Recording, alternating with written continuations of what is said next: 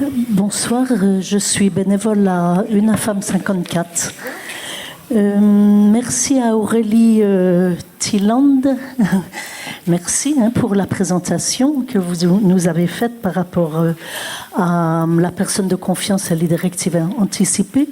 Je pense que c'était à une assistance à peu près convaincue de tout ce que vous nous avez expliqué. Et moi, je m'interroge sur mais quand mettrons-nous en œuvre des outils qui semblent évidents à tout le monde depuis tant d'années? Dans cette même salle, il y a un peu plus de 2 ans, il y avait un merveilleux colloque organisé par la FNAPSI,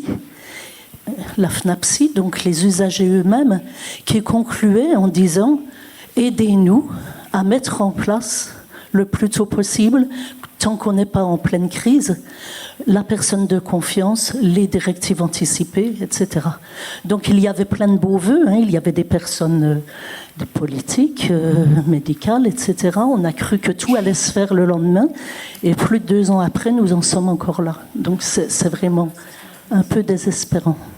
Oui, merci de votre question. En fait, moi j'ai eu l'expérience du programme Chez Soi d'abord.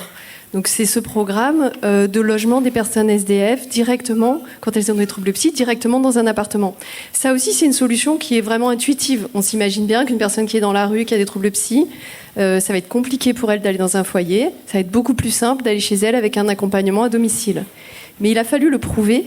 Et finalement, c'est l'essai qu'on a conduit, qui est un essai multisite, randomisé, qui a vraiment fait la preuve.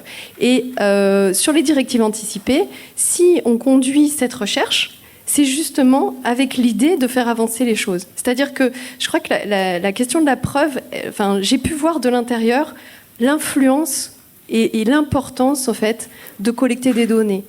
Parce que, au-delà du fait qu'on a à découvrir beaucoup de choses et que de toute façon faire une recherche c'est intéressant, ça nous apporte énormément, ça rend des comptes et ça rend les choses encore plus compliquées que ce qu'on avait imaginé. On découvre des nouvelles choses, on apprend à adapter aussi au terrain et il y a beaucoup de choses qui sont importantes d'en faire une recherche, mais il y a aussi cette influence que ça a sur les pouvoirs publics. Si on a un volet sur les coûts, c'est aussi parce que c'est important de mettre en évidence quels sont les coûts. Et là, il ne s'agit pas forcément de réduction de coûts, mais d'un coût efficacité. Qu'est-ce qu'on gagne ?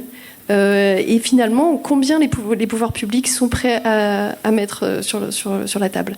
Je crois qu'aujourd'hui, en tant que psychiatre, on doit aussi, quand on conduit des recherches, penser à l'aide à la décision politique. Donc voilà, c'est pour ça que ce programme il est conduit comme ça, parce que sinon je pense il y a beaucoup d'équipes qui mettent en place des choses en ce moment autour de cette idée, mais je pense qu'à un moment il faut aussi faire un pas vers les politiques et que les politiques aussi s'en emparent. Mais je pense que le fait que vous soyez tous partie prenante de ça, je pense que c'est aussi très important. On doit vraiment faire une alliance. Cette alliance, elle doit aussi s'adresser aux politiques pour pouvoir mettre en place ce type de choses. Oui, alors je rebondis sur ce que la dernière personne a demandé. Effectivement, c'est très très intéressant les directives anticipées que vous avez présentées, on en est tous convaincus.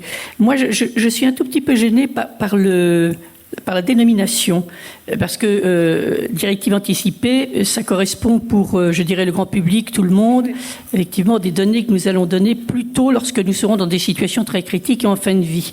Or là, ça correspond à l'établissement de directives dans un plan d'urgence au moment d'une crise. C'est un peu particulier.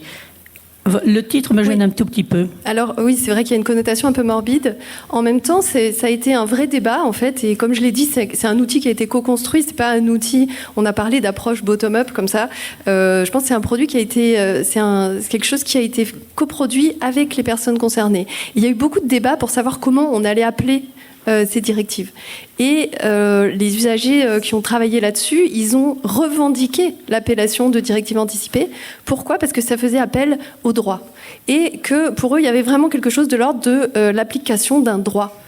Voilà, donc effectivement, il y a eu un moment, une balance comme ça. Est-ce qu'il ne vaut pas mieux appeler ça plan de bien-être ? Enfin, on l'a vu, il y a beaucoup d'appellations dans le monde, mais voilà, le collectif à Marseille était très très sensible à l'idée du droit et avait l'idée de suivre un petit peu ce chemin des directives anticipées de fin de vie, qui au début étaient juste incitatives et puis sont devenues opposables. Donc il y a quand même cette idée du côté des usagers qui ont pensé à ça.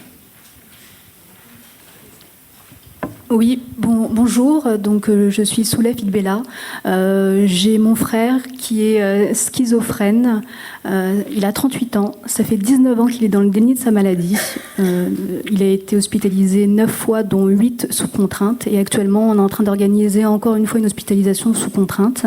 Nous avons rencontré énormément de problèmes, puisque ça fait 4 ans qu'il est sans traitement, avec peu de soutien proactif pour faire quelque chose pour lui. Donc là, on est en situation d'urgence où le maire, et j'ai mis ce matin un mail pour qu'on puisse intervenir, et le maire m'a indiqué que pour faire une hospitalisation d'office, il n'avait pas de médecin psychiatre pour l'aider à faire hospitaliser les gens qui sont en situation gravissime.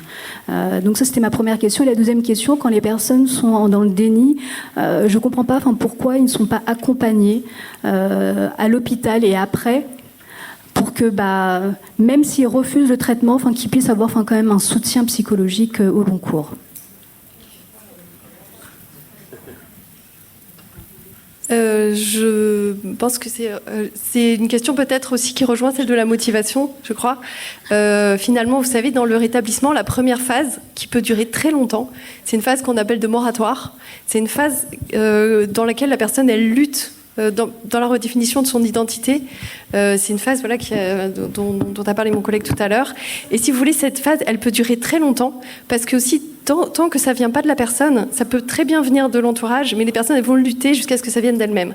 C'est aussi à ce moment-là que les pairs aidants sont le plus utiles, parce que c'est la normalisation des symptômes et c'est le fait de s'imaginer d'avoir des autres protections, des autres projections d'un avenir possible qui va permettre que votre frère s'inscrive dans une nouvelle identité. Mais tant qu'il est avec ces représentations, il est victime d'une très forte autostigmatisation. Il s'autostigmatise, plus il est hospitalisé sous contrainte.